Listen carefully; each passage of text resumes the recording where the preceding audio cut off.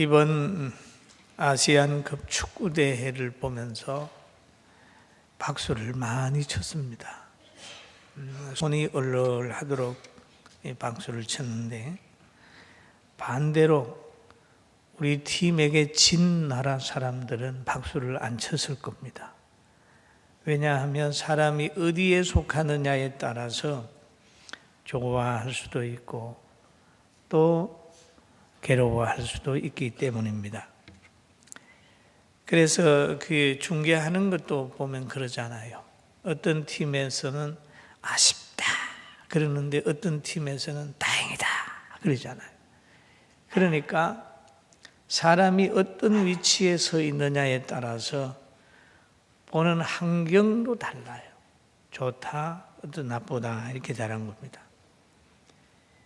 그런 것처럼 우리가 그리스도 안에서 고난당하는 사람들을 성령의 사람 베드로 사도가 볼 때에는 굉장한 복이에요. 그런데 부활의 신앙을 가지지 않으면 예수 믿다가 고난당하는 거 싫어서 그만 타협하고 피해 가게 되는 겁니다. 다윗이라고 하는 분을 보면 항상 당당했어요. 목자로서 양을 칠 때 사자나 곰이 양을 잡아먹으려고 올 때는 어김없이 달려가서 그의 수염을 잡고 그를 쳐서 죽이면서 양을 보호했습니다. 그리고 그가 이스라엘의 왕이 됐을 때는 블레셋 군대가 자기 나라를 침범했을 때 믿음을 가지고 나가서 골리앗 장군을 이기면서 이스라엘 백성을 보호했습니다. 왜 이 사람이 이런 담력을 가지겠느냐 하면 늘 주님을 바라봤다 그런 겁니다. 베드로 사도의 오순절의 설교 내용 가운데 다윗에 대한 예화를 한 일이 있습니다. 사도행전 2장 25절에 보니까 다윗이 그를 가르쳐 이르되 내가 항상 내 앞에 계신 주를 배웠으며, 항상 내 앞에 계신 주를 배웠으며 나로 요동하지 않게 하기 위하여 그가 내 우편에 계시도다 그랬어요. 그럼 다윗은 늘 주님을 봤어요. 하나님을 봤어요. 그래서 그는 노래하기를 여호와는 나의 목자시니 내게 부족함이 없으리로다. 그가 나를 푸른 초장에 누이시며 실만한 물가로 인도하시는도다. 내가 비록 사망의 엄침한 골짜기로 다닐지라도 해받음을 두려워하지 아니하면 주께서 나와 함께 하십니다. 주의 지팡이와 막대기가 나를 보호하기 때문에 그렇다라고 하는 그런 고백을 늘 했습니다. 사람이 무엇을 보느냐에 따라서 마음이 요동하게 되어 있습니다. 전능하신 하나님을 바라보면 마음이 요동하지 않아요. 그러나 세상을 바라보면 마음이 막 요동을 합니다. 나쁜 것을 바라보면 마음이 슬프고 불합리한 것을 바라보면 마음에 분노가 생길 수도 있습니다. 우리 요즘에 어린이집 폭행 사건으로 해서 많은 어머니들이 괴로워한다는 소식을 듣습니다. 그런데 그 문제를 해결하기 위하여 CCTV를 단다. 그리고 교사들 공부를 많이 시켜서 국가 시험을 치른다. 고시를 치루어서 교사를 하게 한다 등의 말을 합니다. 여러분, CCTV가 무슨 말하는 것도 그거 잡습니까?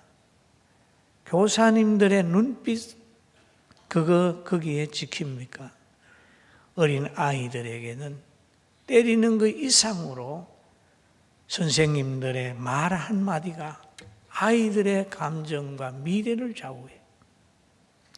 눈빛으로 눈을 한번 떠보르게 되면 애들이 깜짝 놀라면서 부들부들 떨 수도 있습니다.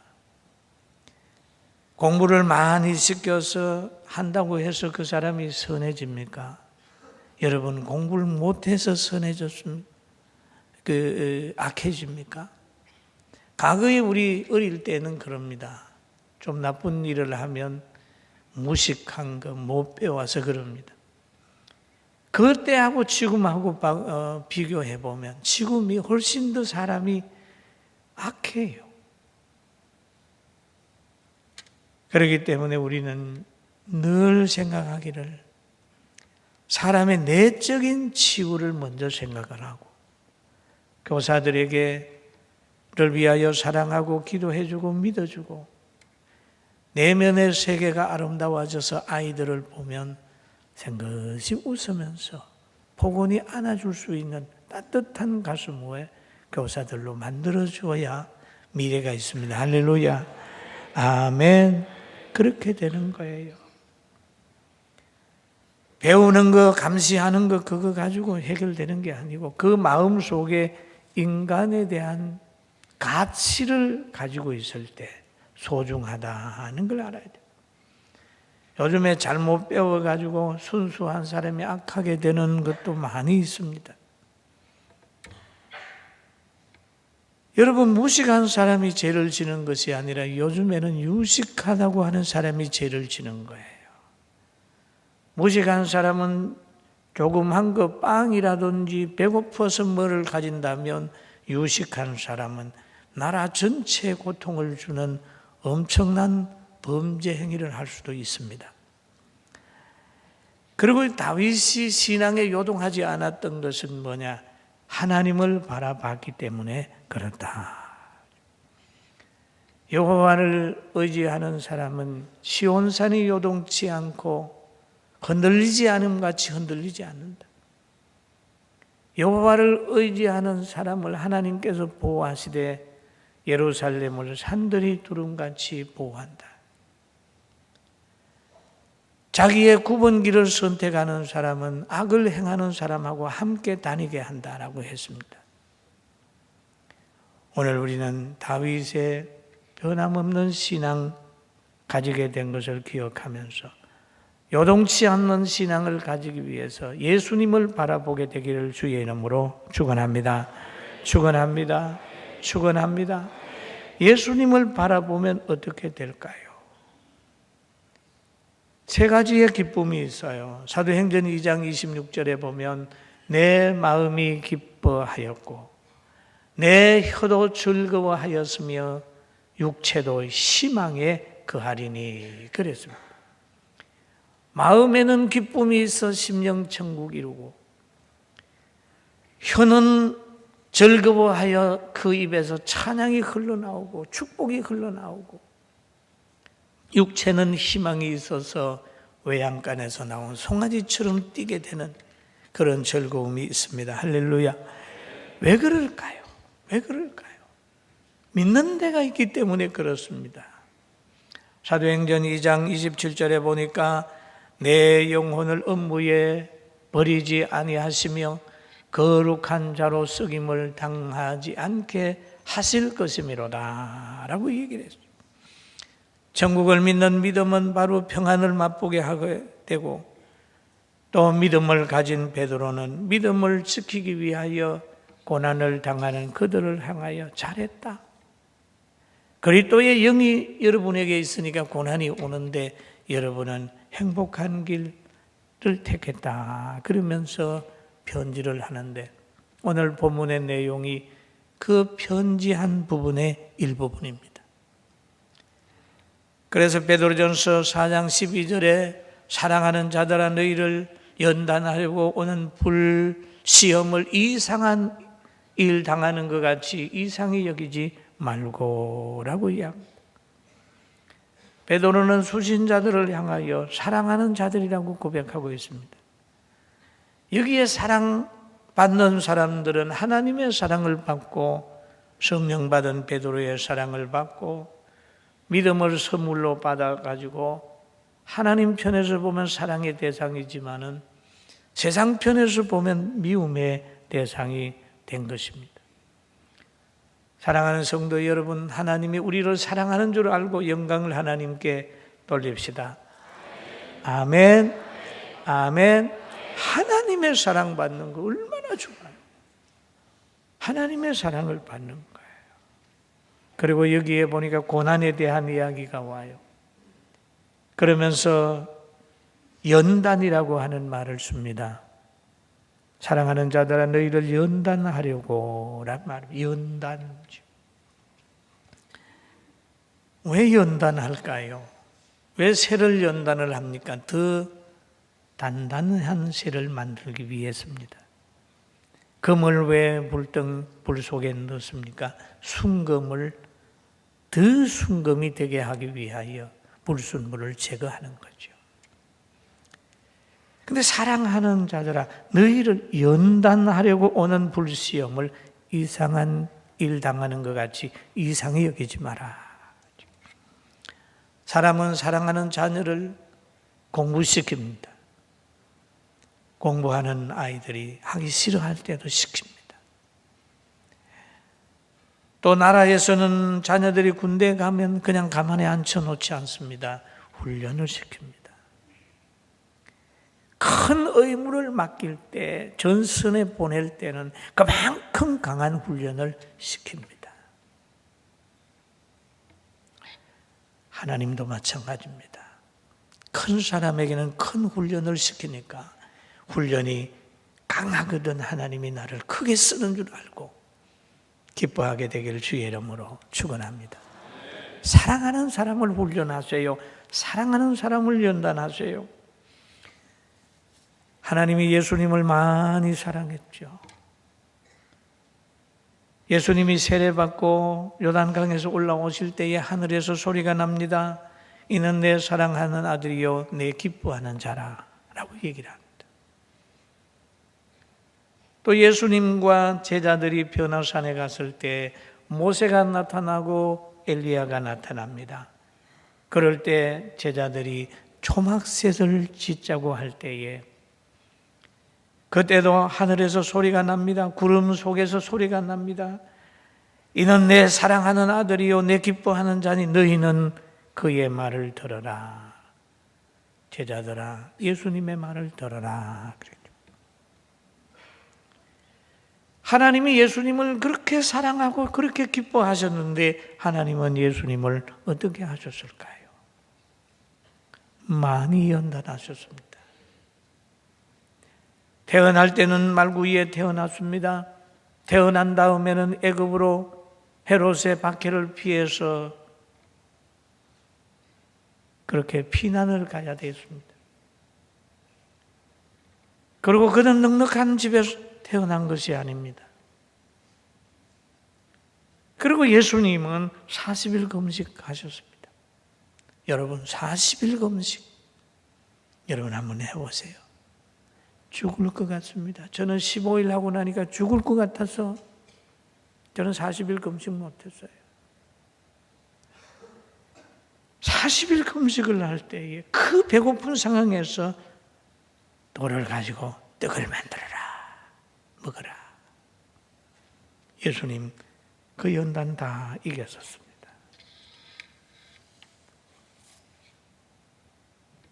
마태복음 4장 2절 3절 보니까 나와 있잖아요. 40일을 밤낮으로 금식하신 후에 줄이신지라. 시험하는 자가 예수께 나와 이르되 너가 만일 하나님의 아들이여든 명하여 이 돌들로 떡덩이가 되게 하라 라고 했습니다. 하나님의 아들이면 돌을 들어서 떡덩이가 되게 할 수 있어요. 그러나 예수님 안 했습니다. 무서운 시험을 잘 통과했습니다. 예수님 말씀하셨어요. 예수님 어디로 가십니까? 라고 하는 제자들의 질문 들으면서 인자는 여기도 굴이 있고 공중에 나도 둥지가 있지만 인자는 머리 둘 곳이 없어. 머리 둘 곳이 없게 사신 분이 예수님이세요. 예수님이 재판을 받을 때에 군중이나 종교 지도자나 권력이나 공권력 어느 부분도 예수님을 편들어 준 부분이 없습니다. 예수님의 삶을 살펴보면 고통과 시련과 연단의 삶이에요. 인간이 당하는 모든 고통을 친히 한 몸에 다 짊어지셨습니다. 이까지만 보면 주님이 꼭 실패한 것처럼 보입니다. 잠시만 보게 되면 예수 믿는 사람이 실패하고 어리석은 사람들처럼 보입니다만 결코 그런 게 아닙니다. 예수님 십자가 질 때만 해도 예수님을 박해하는 사람들이 승리하는 줄 알았어요. 그러나 예수님은 3일 만에 부활하셨습니다. 부활까지 봐야 그동안 고통이 기쁨으로 연결이 됩니다. 할렐루야. 아멘. 부활의 아침에 되게 될 때 사망의 권세를 이기고 예수님 부활했잖아요. 베드로는 이들을 흩어져 있는 나그네 그들을 향하여 너희가 그리스도의 고난에 참여하게 한 것을 즐거워하라. 즐거워하라. 이는 그의 영광을 나타내실 때에 너희로 즐거워하고 기뻐하게 하려 함이라.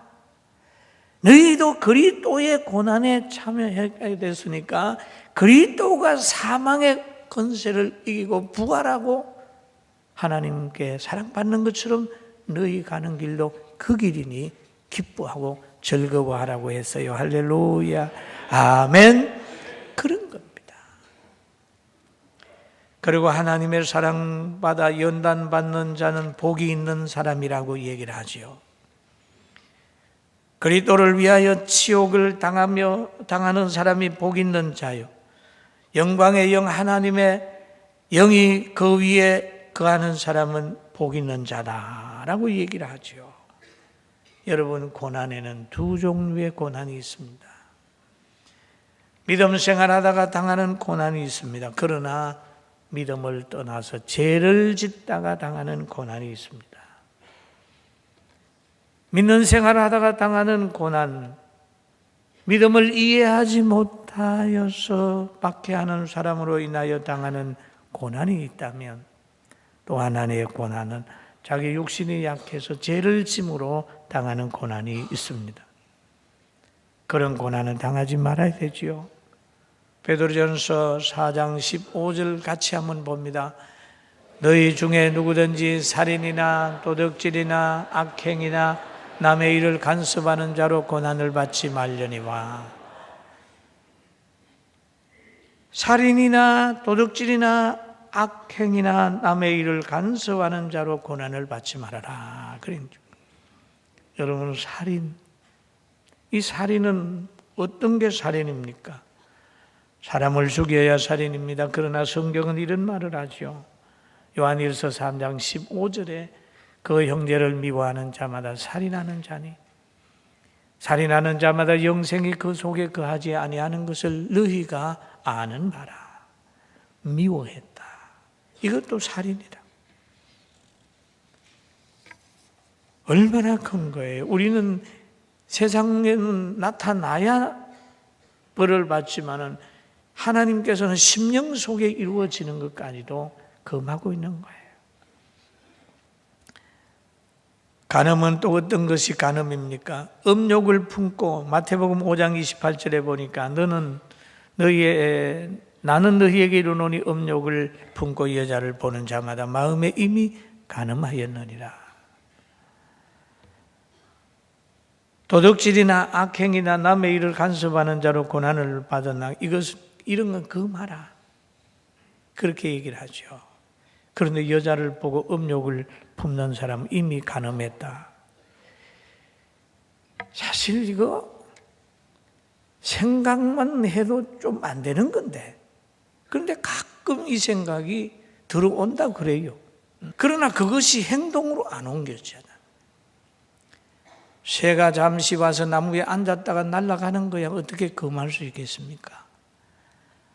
지나다가 보면 문득문득 생각나고 가지고 싶고 또 욕하고 싶고 미워하고 싶은 이런 생각은 가슴에 옵니다.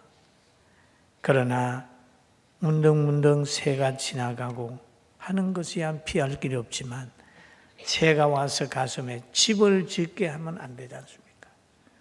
여러분, 이런 생각이 들어올 때 빨리 회개하고 하나님이 미워하는 마음을 가지지 않는 우리 모두가 됩시다. 아멘. 만일 그리스도의 고난을 받으면 부끄러워하지 말고 도리어 그 이름으로 하나님께 영광을 돌리라 그랬습니다. 그리고 그리스도에게 속한 사람들은 예수님 당시에도 많은 박해를 받았어요. 제자들이 많은 박해를 받았어요. 유대인들이 예수님을 향하여 뭐라고 평가를 했느냐 하면 사도행전 24장 5절에 이렇게 얘기를 하죠. 우리가 보니 누굽니까? 예수님을 따라다니는 제자들, 성령 받았던 사람들을 이렇게 유대인들이 얘기를 했어요. 우리가 보니 이 사람은, 같이 한번 봅니다. 우리가 보니 이 사람은 전염병 같은 자라 천하에 흩어진 유대인들을 다 소유하고 나사렛 이단의 우두머리라. 여러분 보세요. 예수님이 박해를 받으니까 베드로도 박해받고 바울 사도도 박해받고 예수 믿는 사람이 박해를 많이 받았어요. 그러나 그들은 오늘날까지 아름다운 이름을 남겼습니다. 오늘 우리도 박해를 받으면서도 축복할 만한 마음의 여백을 가지고 사랑할 수 있는 공간을 가지고 사랑 실천하는 아름다움이 있기를 주님의 이름으로 축원합니다. 축원합니다. 그리고 여기 보면 하나님의 집에서 심판이 시작이 된다. 하나님의 집에서 심판이 된다. 복음을 순종하지 아니하는 자들의 마지막은 어떠하며 라고 얘기를 하죠. 하나님의 집의 심판. 여러분, 하나님의 집에서 어려움이 시작이 되면 거기에 어떤 결과가 오느냐? 성화가 이루어집니다. 그 다음에 이단이 분별이 생겨요. 참신자가 보여지는 겁니다. 심판이 있게 되게 되면은 연단이 시작이 되게 되면 죄진 사람하고 의로운 사람하고 쭉 갈라지는 거예요. 여기 보면 시작할 때가 되었나니 믿는 자에게 더 많은 연단이 있어요. 그러나 우리는 살아서 연단을 받지만 저 불신자들은 언제 고통을 당하게 되냐 하면 죽으면 영원한 고통이 있습니다. 우리가 노아 시대도 보면은 노아가 살아있을 때에 얼마나 힘들었나요? 방주를 짓는 거예요. 오랫동안 방주 짓는 거예요. 그럴 때 다른 사람들은 시집가고 장가가고 쾌락을 선택을 했어요. 그러나 딱 홍수 심판이 되게 되니까 그동안 수고한 노아는 방주를 타고 그에 속한 가족들이 구원을 받게 되고 그냥 준비하지 않고 육신적으로 살았던 그들은 물이 막 차들어오니까 아우성 쳤지만은 한 사람도 구원받지 못하고 다 물에 빠져 죽는 걸 성경에 나타나 있잖아요. 여러분이 힘들고 어려워도 우리 주님 잘 믿으며 삽시다.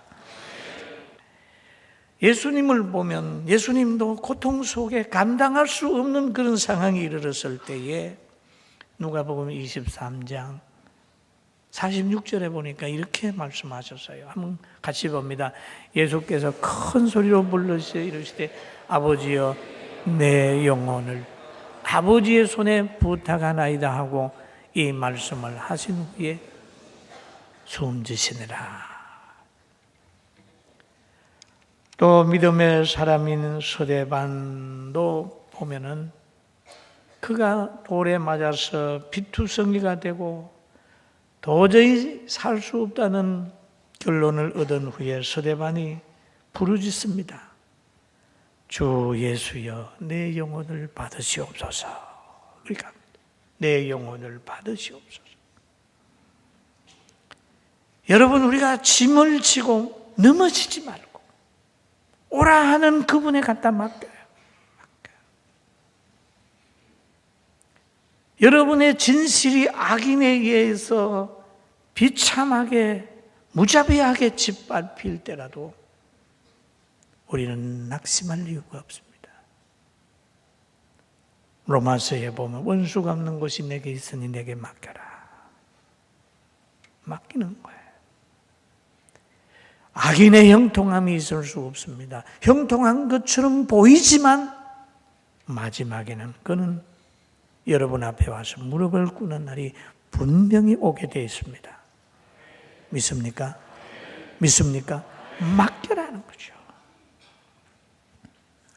안식을 주시고 승리를 주시고 기쁨을 주시는 그분이 맡기라. 여러분, 베들레헴 같이 소망 없다고 보여지는 조그마한 동네에도 예수님이 태어나니까 그것으로 인하여 소망이 생겼어요. 할렐루야. 여기서부터 여러분이 그 하나님 앞에 순종하는 이 가능성, 이 힘을 가지고 기도하며 하나님이 분명히 우리나라 세워주게 될 줄로 믿습니다. 아멘. 엘리야 한 사람의 갈멜산의 기도, 이것이 그 나라를 바르게 잡았어요. 많이 모인다고 좋은 건 아닙니다. 한 사람의 죽을 각오를 하는 게, 민족을 살려내는 게, 에스더 같은 인재가 있을 때 민족을 살려내는 거죠. 오늘 복 있는 여러분, 오늘 이 시간 이후에 더더욱 형통한 길 잘 가시고 민족과 가정과 나라를 살려내는 축복된 여러분과 제가 되기를 주의 이름으로 축원합니다.